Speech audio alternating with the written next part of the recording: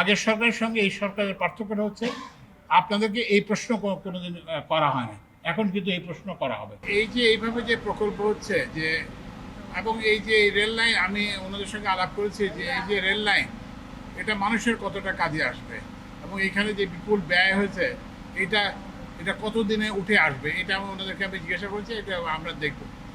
তো এখন আমরা এই প্রকল্পগুলো দেখে, এই যে সেই যে বিদ্যুৎ প্রকল্প দেখে এবং এখানকার এই যে আজকে রেল প্রকল্প দেখে আমার কাছে যেটা মনে হয়েছে, আমাদের এখানে যে উন্নয়নের যে ব্যয় হচ্ছে সেটার সঙ্গে মানুষের কতটা উপকার হচ্ছে না হচ্ছে সেটার যোগসূত্র আমি খুব একটা দেখছি না।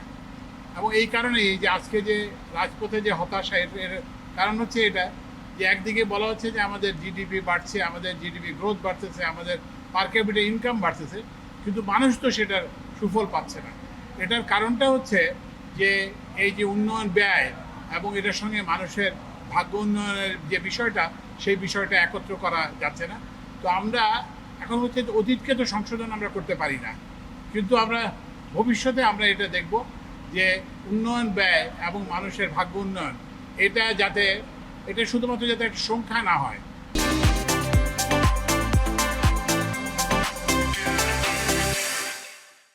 যেমন ধরেন ওখানে একটা পাওয়ার প্ল্যান্ট হয়েছে, একটা 8,000-9,000 কোটি টাকায়। তো আপনার 9,000 কোটি টাকা খরচ হয়েছে, তো এটা আপনার জিডিপিতে যোগ হয়েছে, জিডিপির প্রবৃদ্ধি হয়েছে। তারপরে আবার এটা যখন ন্যাশনাল ইনকাম, আপনার ইনকামে পার ক্যাপিটা ইনকামে করেন, সেটা আপনার 9,000 কোটি টাকা কিন্তু আমাদের সবার ইয়েতে ভাগে ভাগে চলে গেছে। কিন্তু লাভটা কি?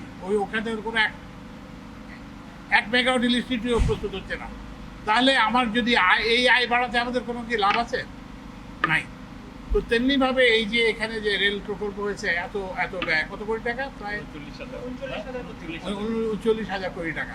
তো এইটাতে কতজন লোক সুবিধা পাবে? এবং কারণ এটা তো সব কিছুই ইয়ের মতো, যে আমরা যেটাকে বলি কস্ট বেনিফিট অ্যানালিসিস, আপনি কি ব্যয় করবেন এবং কি সুবিধা পাবেন।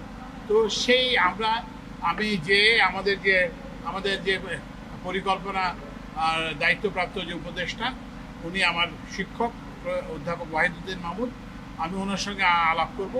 আমরা এই জন্য সামনে ভবিষ্যতে যাতে এই যে উন্নয়ন ব্যয় এবং মানুষের ভাগ্য উন্নয়ন একসঙ্গে সম্পর্কিত হয়, সেটার জন্য চেষ্টা করব। আপনি যে এত বিপুল ব্যয় করলেন, এটা থেকে আপনার আয় কী হবে, যেটাকে বললেন আপনি কস্ট বেনিফিট অ্যানালিসিস। তো এখন ওনারা বলতেছেন যে ওনারা মংলা পোর্ট থেকে কন্টেনারে আসবে, তাহলে ওনার রেভিনিউ বাড়বে।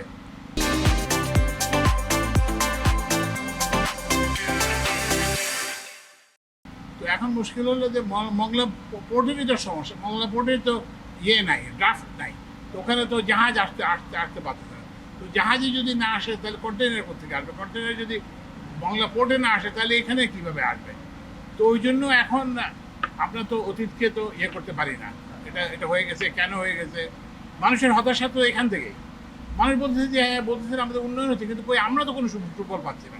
তো আমরা এই জন্য সামনে এমনভাবে প্রকল্প গ্রহণ করবো, যেটা বললাম প্রফেসর ওয়াহিদুদ্দিন মাহমুদের সঙ্গে, যাতে এটা মানুষের সুফলের সঙ্গে সম্পৃক্ত হয়।